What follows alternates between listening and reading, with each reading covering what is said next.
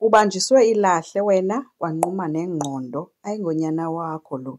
Sanibonani, molweni, ndiyanamkela ku-SABC-TV ngesiXhosa. Ubavumile ubuyele ke guys esibhedlela and ugqirha uhappy kakhulu ngokubona uba unyana orayithi ngeyona ndlela. Ndithi ufuna azohlala nje mhlawumbi next week uzomkhupha. Uyabuza apha ebazalini uba kanti nimenzele umntana emcimbini. Uzoleka uthi hayi le ayinamsebenzi, ebalulekile ukuba ngoku urayithi umntana. Abe sebashiya ke ugqirha ke nomntana wabo. Ethi ke ushiyeke uzoleke esithi ke kuLazarus ucela uxolo ngayo yonke into eyenziwe nguhlathi phaa yoba angamfaki kwinto edibanisele nomcimbi womntana.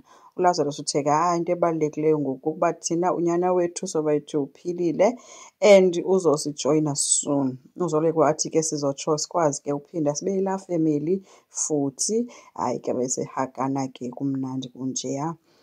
Khusela ingenile kwi-meeting yento kaSydney baze ke necebo lokuba kube ngathi yonke le mali ibikukunikela nje ebantwini, otherwise akho nto itheni ngenxa yoba ke into ye-Capital Bank andazi ihlulwa yintoni kwidibanisene. But ke okubalulekileyo kukuba uSydney bambethile kwigame yakhe beyikhusela, so akandawuphinda akwazi ukuyenza ngoku because becaphuka kakhulu ebonakala into yoba udlaliwe. But into ethi ke usazade ayeke, uzawuqhubeka ahlasele ikhusela.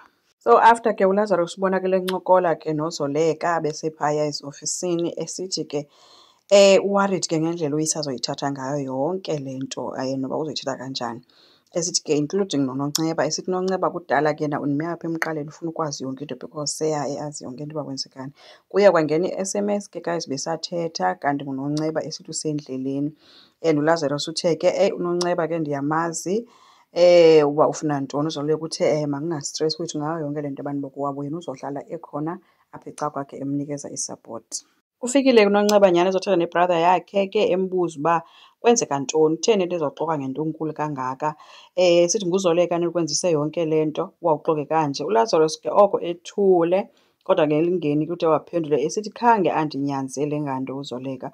uNonceba uthi odwa ke le nto ivakala ingathi uZoleka befuna ukhupha nje uhlathi endleleni yakhe kakubi but usebenzise wena. uLazarus uthe akunjalo. uNonceba ke uthe uba ngabe ikhona into onganixeleli yona, iyayazi uba yonke into izawuvela, inyani nendlela yayo yoziveza.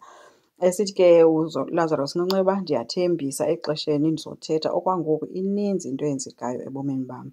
Umcengile ke ukuba ke eme ayiyeke ke le nto. So bebonakala kuNonceba uba worried ngobrother wakhe.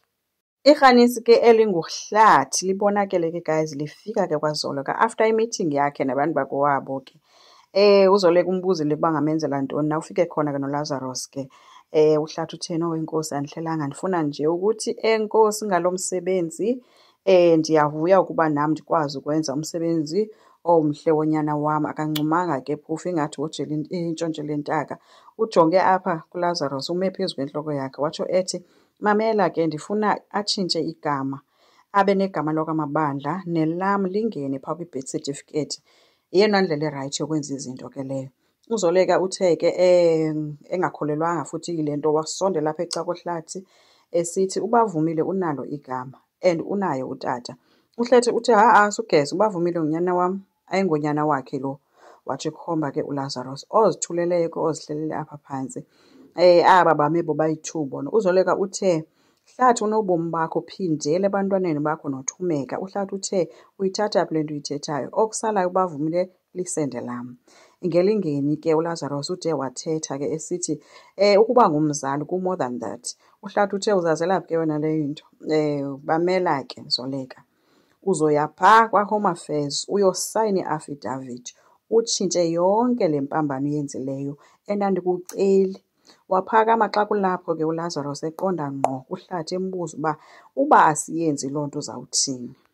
Zajamelana ke ezam ke ndambona uba uZoleka ke uchazekile. Uhlathi ubuze uba ucinga uba wenza ntoni Lazarus, uyanditshalenja? Wabuya ngentsini ke guys uLazarus esithi umbuzo ulula, uzokwenzani xa singavumelani nezidimanzi zakho ziphambeneyo. Ethi ngicela ukuba kliye ke apha kuwe, le mbangxo uthetha ngayo ayizukwenzeka. Our son ubavumile ngungcukana ngowakwaJola, akho nto uzoyenza ke ezotshintsha yonke loo nto leyo.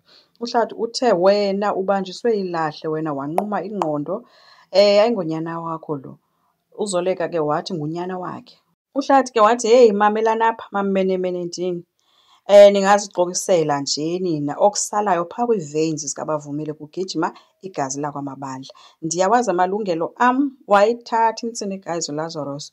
Uthi uHlathi noba unganyuba today uphethe umthetho wamabandla. Andehli ke kule imfazwe.